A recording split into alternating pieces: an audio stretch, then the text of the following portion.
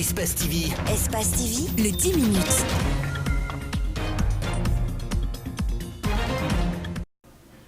Donc c'est cette deuxième marche de la colère qui devrait avoir lieu aujourd'hui, qu'on a transformé en meeting, en réunion.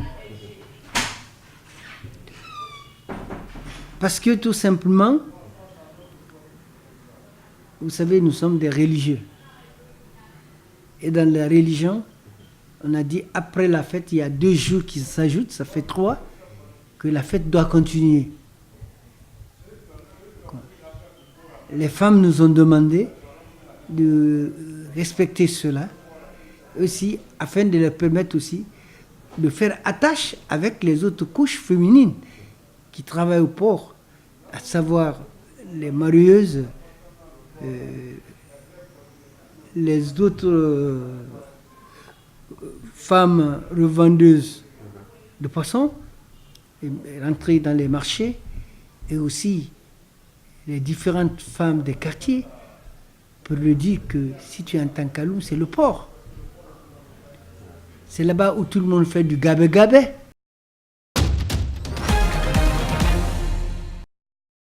Le balai citoyen a tenu d'abord à élucider le travail exercé au sein de la structure pour amener Ousmane Kaba, le leader du PADES, à répondre devant la justice.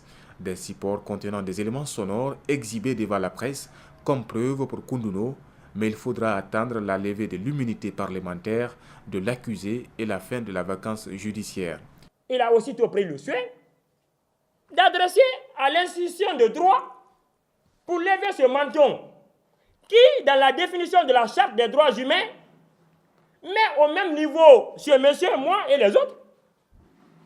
Car nous voulons en Guinée qu'il y ait une catégorie d'individus qui puissent outrepasser les règles, les vertus, les traités et conventions qui gouvernent ce pays, moi je tombe de nuit. Ousmane Kaba est accusé d'avoir tenu des propos ethniques dans une radio locale à Kankan. Pour la cellule Balai Citoyen, pas question d'abandonner sa lutte.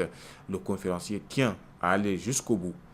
Je vous le dis, les religieux, les hommes politiques, les citoyens, les communicants, personne ne sera épargné. Personne, tant que le balai va exister sur le territoire guinéen. La paix et la quiétude n'ont pas de prix. Également, les propos de l'imam de Kindia ont été condamnés par le conférencier. Le religieux, pour rappel, avait dit pour être maire à Kindia, il faut être un originaire de la localité.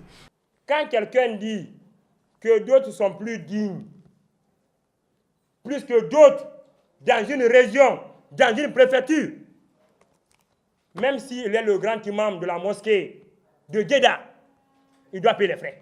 Koundouno a réitéré son engagement, son devoir qui, selon lui, rime avec les textes définis par sa structure qu'est le balai citoyen.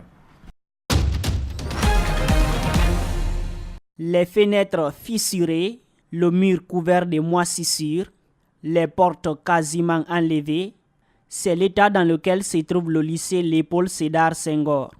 Situé à Yimbaya dans la commune de Matoto, cette école n'a jamais été rénovée depuis sa construction dans les années 90. Les responsables du système éducatif guinéen sont bien au courant de cette réalité. Il y a 1 an environ, lorsque M. Konaté était au ministère, il a envoyé 3 équipes ici qui sont venues faire des expertises. Ils ont fait toutes les relevés topographiques. Ils ont dit qu'effectivement, avant même les vacances de 2017, qu'on allait recevoir justement une équipe pour venir faire la réhabilitation. Ça fait maintenant 1 an. Et ces équipes ont été même suivies d'un autre cadre, un autre technicien qui est venu avec des drones pour filmer tout ce qui est là. Donc ce que vous venez de voir maintenant n'est pas caché. Par ailleurs, le proviseur du lycée Bala Diawara révèle que les recettes de l'association des parents d'élèves et amis de l'école ne permettent pas de satisfaire les besoins de cet établissement. Pourtant, les cotisations sont payées chaque année par des élèves. L'APAE ne peut pas rénover une école entière parce que ce que vous voyez là comme travaux à faire, il s'agit de couvrir tous les 2 blocs. Le bloc A, le bloc B, il faut faire la couverture par des tôles. Mettre une charpente métallique, mettre des tôles. Et les techniciens peut-être vont faire le devis. L'APAE qui qui est 10 000 francs par élève. Et l'école là, l'année dernière, nous avons évolué avec 1953 élèves.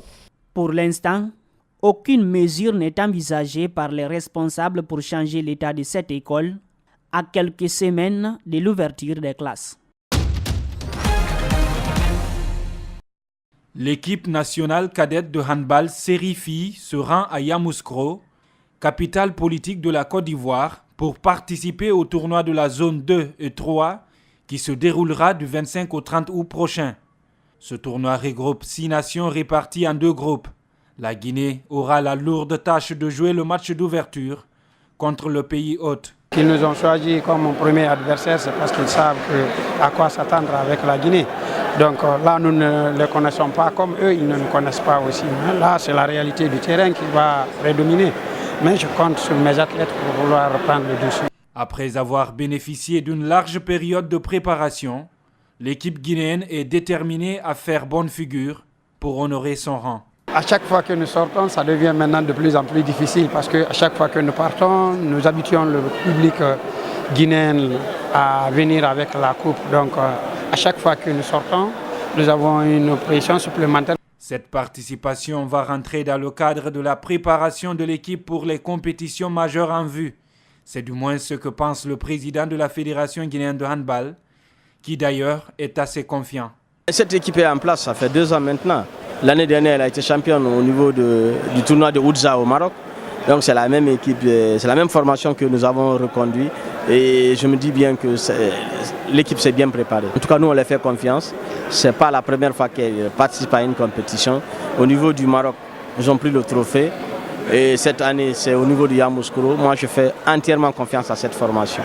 Il faut rappeler que ce tournoi vise essentiellement à offrir aux équipes cadettes des nations en développement un tournoi de haut niveau, en dehors des compétitions classiques de la Confédération africaine de handball. C'était plutôt un côté, on va dire, de déséquilibre, plutôt que quelqu'un d'engagé et quelqu'un qui pouvait, par exemple, répondre aux ordres et aux consignes d'organisations terroristes et de Daesh en particulier. Donc aujourd'hui, la qualification des faits doit être complétée. Donc l'enquête est menée par le parquet de Versailles. Pour le moment, le procureur, M. Molins, n'a pas reconnu de qualification terroriste. Depuis plus de 60 ans, c'est un rituel pour ces familles de Virginie. Une virée en voiture au cinéma drive-in de la région.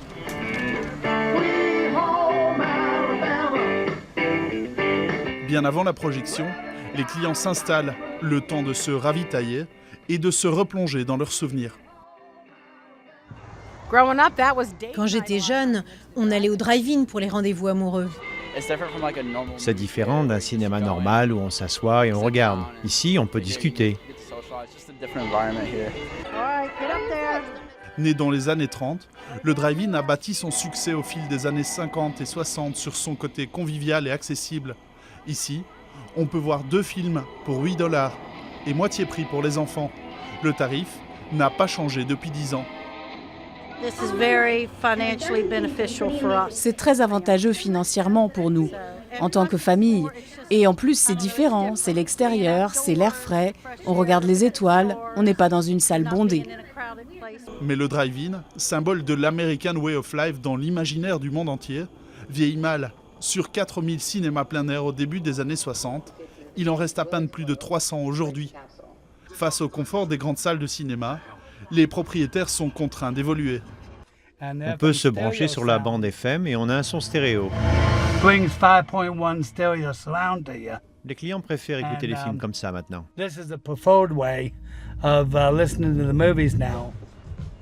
Plutôt rural à l'origine, le cinéma en voiture et en plein air s'urbanise. Une fois par mois à Washington, la touche rétro attire les nostalgiques. Je n'ai vu ça que dans des films comme Grease. C'est un vrai retour en arrière, surtout dans cette voiture qui est de 1968. C'est vraiment sympa. Face aux caprices de la météo, difficile de concurrencer les salles de cinéma. Mais pour les amateurs de drive-in, c'est aussi ça, le charme des projections en plein air.